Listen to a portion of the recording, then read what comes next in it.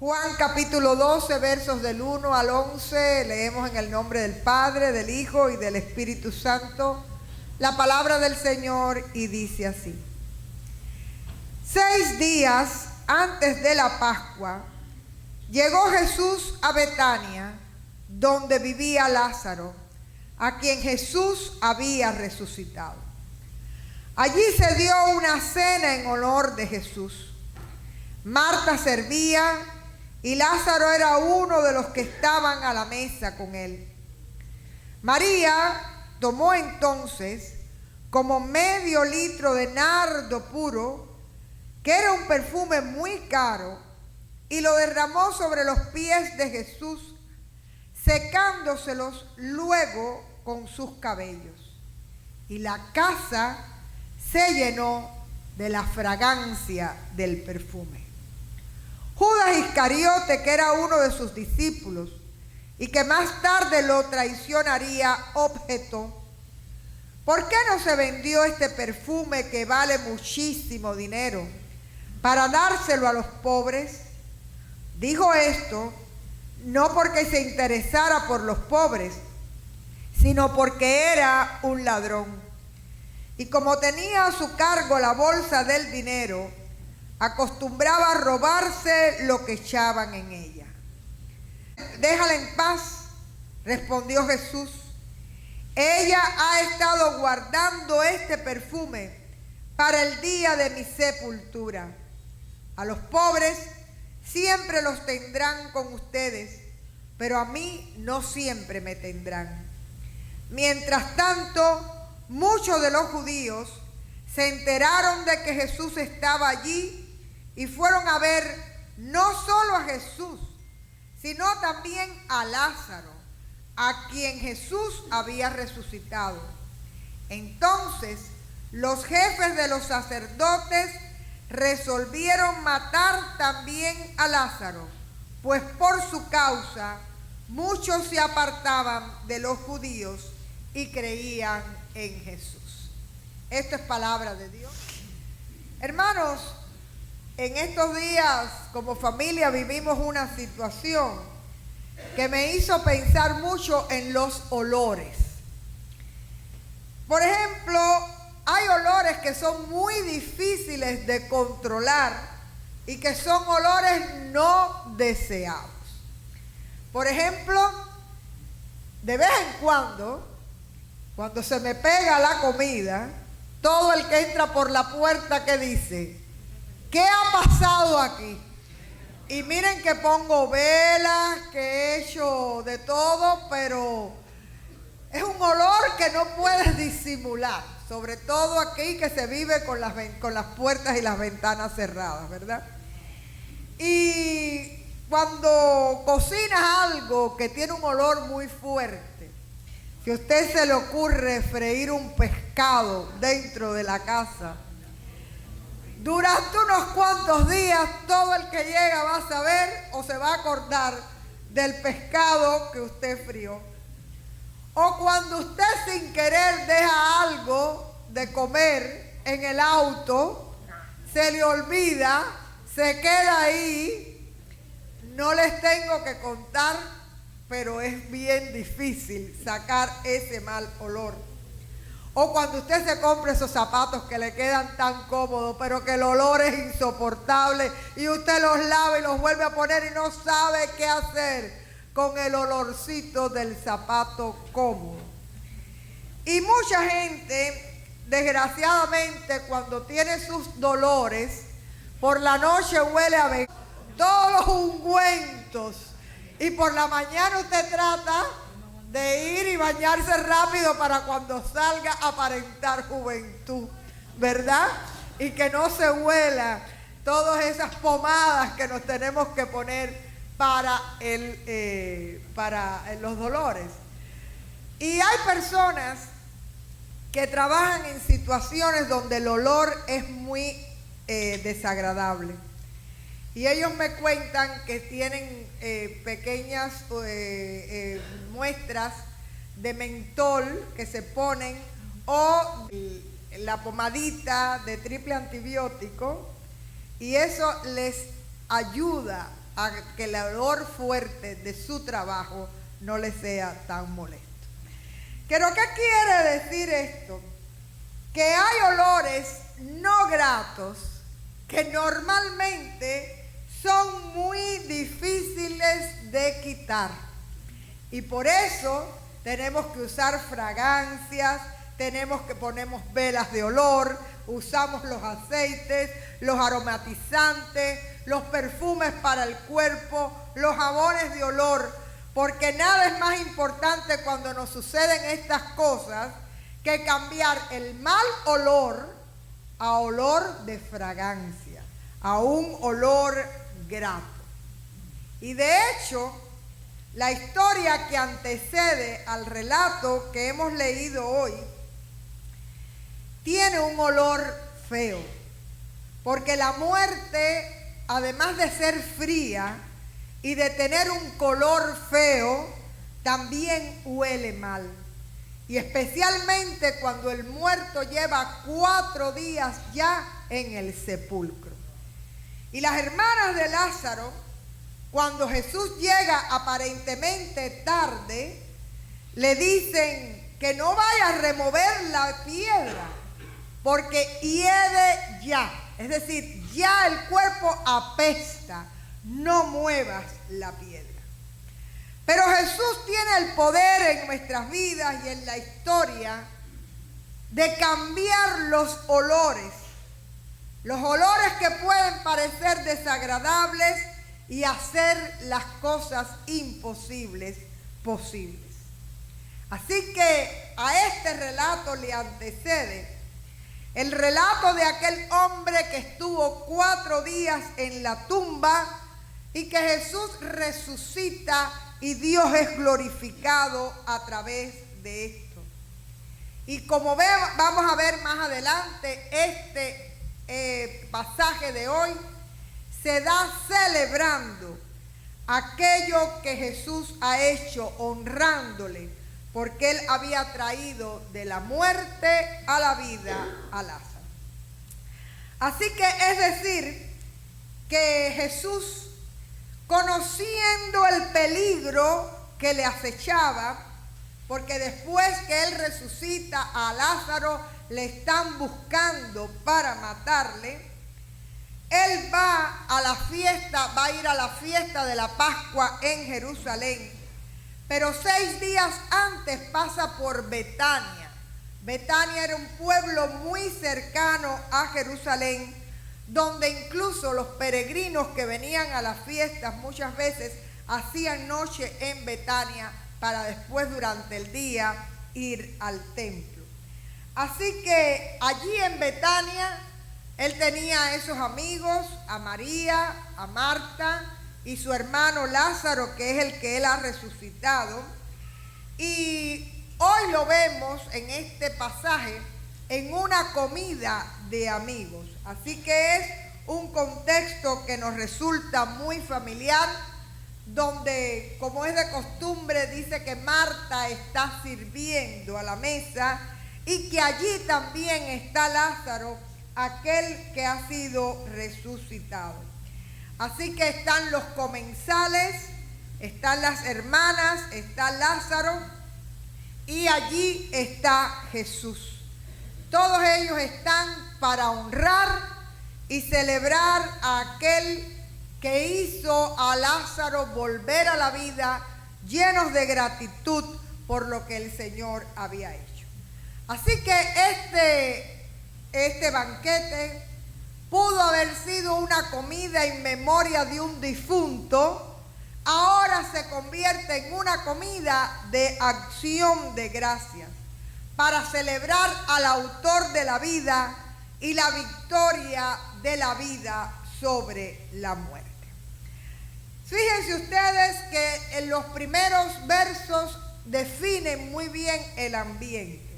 Nos dice que son 6 días antes de la Pascua. El pueblo judío normalmente peregrinaba a Jerusalén para celebrar la Pascua, y es cuando Jesús llega a Betania, allí a la casa de estos hermanos, y hay una cena en su honor. En el Evangelio de Juan no se dice dónde es la cena, pero en el Evangelio sinóptico de Marcos, capítulo 14, verso 3, nos habla: pero estando él en Betania, en casa de Simón el leproso, y sentado a la mesa, vino una mujer. Es decir, están todos los datos para darnos cuenta que Jesús está al final de su ministerio en casa de Simón el leproso, con los hermanos Marta, María, Lázaro y otras personas que le quieren honrar. Voy a hacer un paréntesis porque muchas veces se habla de este pasaje como el pasaje de la mujer pecadora. Son dos pasajes diferentes. El primer pasaje de la mujer pecadora se encuentra en Lucas 7, 36 al 50. Pero el caso es que en ambos casos la persona de la casa se llamaba Simón. En este caso era Simón el fariseo. Y esta comida se da en Galilea, no se da en el sur, que es Judea. Así que son dos eventos diferentes. Este es al final de los días de Jesús. Se da en Betania, se da con la familia de Lázaro, Marta y María, y se da de manera especial en casa de Simón el leproso. Así que esta comida al final del ministerio de Jesús tiene una característica: que aquella hermana, que es una hermana, estas dos hermanas son muy interesantes. Hay una que usted la quisiera tener en su casa de roommate. ¿Es a Marta o a María? A Marta. Esa es la que cocina, la que sirve, la que dirige. Y María es la que más bien se sentó a los pies de Jesús. Pero otra vez en este texto te están diciendo que Marta está sirviendo. Pero la que viene con un frasco de perfume para ofrecerlo al Señor es María. Y para entender esta costumbre debíamos mencionar dos particularidades que tenía el pueblo judío. La primera era que siempre que usted tenía comensales, personas que usted invitaba a comer, el anfitrión debía asegurar que los pies de las visitas fueran lavados. Vamos a pensar en un lugar donde los caminos son polvorientos, donde la gente anda en sandalias, y parte del gesto de hospitalidad es que los sirvientes laven los pies de los invitados. En algún momento ustedes conocen que Jesús también lava los pies de sus discípulos, ¿verdad? Pero en este caso, María va a querer lavar los pies del maestro. Y también hay en la cultura judía, hay una manera de honrar a los muertos, que era que antes de sepultarlos, se ungían con perfumes y con especies en el momento de la muerte. Y teniendo estos elementos en mente, no nos toma por sorpresa que María haya unido ambos en un acto de amor y de gratitud extremo. El perfume que trae es un perfume extraordinariamente caro. Si usted mira cuánto costaba el salario anual de un obrero. Es decir, lo que ganaba un obrero todo un año era lo que costaba ese perfume. Pero el acto fue de devoción, fue entregando lo más valioso. Había una gratitud en el corazón de María que era superlativa, un amor inmenso, un quebrantamiento por la manera en que el Señor había obrado en su familia y cómo le había devuelto a su hermano. Así que en esta muestra, de alguna forma, María trae al Señor lo mejor que ella tenía. Ella fue la mujer que supo sentarse a sus pies para escuchar del Señor, para aprender de Él, para recibir la buena noticia del reino cuando visitaba el hogar. Ella había sido testigo cuando el hermano muerto estaba en el sepulcro y cuando Jesús le dijo que saliera fuera y él volvió a la vida. Ella sabía lo que Jesús había hablado con su hermana Marta, que Él era la resurrección y la vida.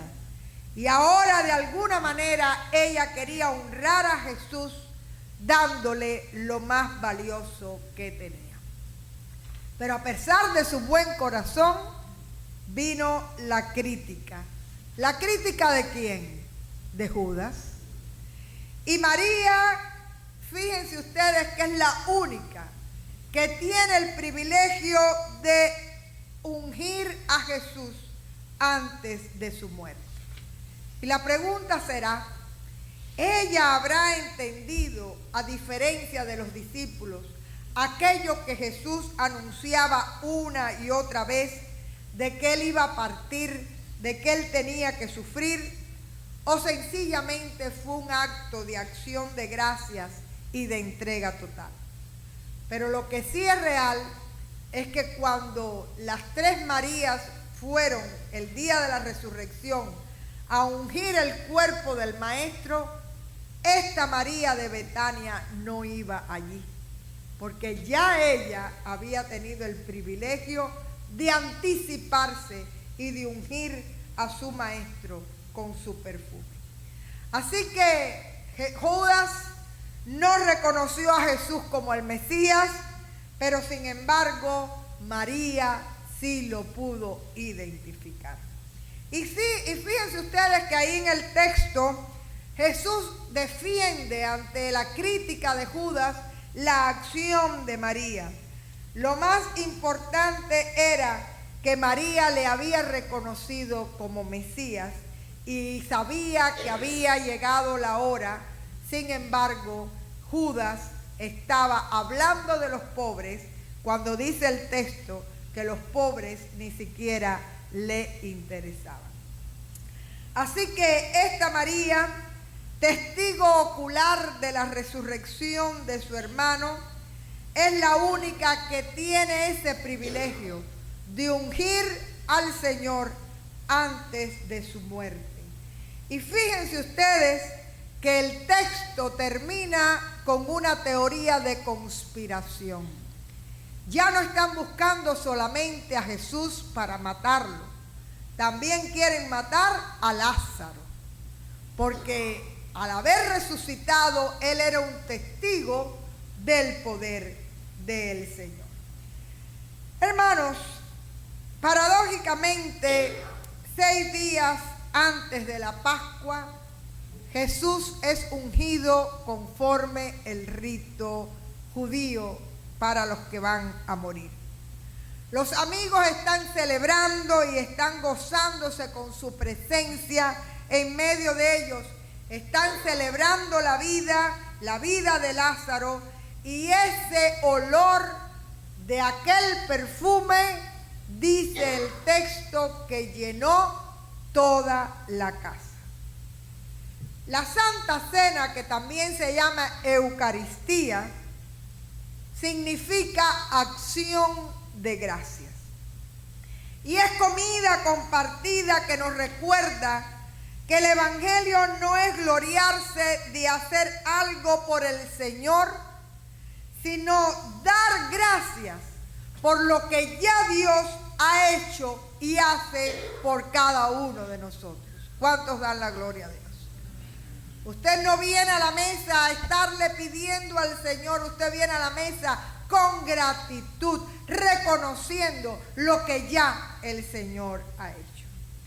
Y teniendo esta misma mirada de María, tratando de ver allí la esencia de esa relación entre el Señor y usted. Fíjense que los discípulos caminaban con el Señor, pero seguían sin entender. Sin embargo, esta mujer que estuvo sentada a sus pies esta mujer que pudo aprender y estar cerca del Señor y en comunión con su espíritu, pudo discernir en su espíritu lo que era el maestro y cuál era la ofrenda de amor que ella debía darle. Y es interesante porque el hedor, la peste que emanaba a su hermano muerto, ahora se había cambiado en perfume. Tanto María como toda la comunidad pudo vencer el mal olor de la muerte por el perfume que lo inundaba todo, celebrando la vida que Cristo había regalado. Así que, hermanos, no solo esta mujer da perfume, le unge con el perfume al maestro, sino que llena la casa con ese perfume. El perfume lo inunda todo y la peste de la muerte queda atrás por el perfume de la entrega, de la adoración, de sobre todo el reconocimiento del señorío de Dios. Hay un precio que tiene el discipulado y el primero que lo pagó fue el Señor Jesús. El Señor Jesús llama a cambiar el olor de la muerte por fragancia de vida. Y fíjense ustedes cómo nos dice Efesios capítulo 5, 1 y 2, donde nos habla de Jesús como olor fragante para nosotros. Dice el texto: sed pues imitadores de Dios como hijos amados, y andad en amor como también Cristo nos amó y se entregó a sí mismo por nosotros, ofrenda y sacrificio a Dios en olor fragante. El primero que se hizo olor grato para salvación fue el Señor. Y ese perfume no solo lo ha invadido todo, sino que ha invadido los siglos de los siglos y las generaciones que han sido tocados por el olor grato de la salvación de Cristo Jesús. Pero también la Biblia nos invita a que nosotros seamos imitadores del Señor, siendo olor grato de Cristo para el mundo. Y dice el texto en 2 de Corintios 2:15, porque para Dios somos grato olor de Cristo en los que se salvan, y en los que se pierden a estos ciertamente olor de muerte para muerte, y aquellos olor de vida para vida. Y para estas cosas, ¿quién es suficiente? Así que, primeramente, el Señor se hizo olor fragante para nosotros. Y nos ha invadido a través de generaciones, a través de los siglos, como iglesia, con el olor de la vida que trae la salvación. Pero por otra parte, nos pide que seamos nosotros grato olor de Cristo para el mundo. ¿Cómo huele usted para la gente que le rodea? ¿Es grato? Y no vaya a comprarse ahora el perfume más caro, porque lo que estamos hablando es de la vida. Así que seamos personas que inundemos el mundo con el grato olor a Cristo, que es la vida que Cristo nos ha dado. La vida nueva que cancela el mal olor del pecado, de la muerte, del egoísmo, de la arrogancia, por ese perfume fresco de adoración, servicio y entrega y gratitud a Dios. Así que hoy no tenemos que comprar el perfume del salario del año completo.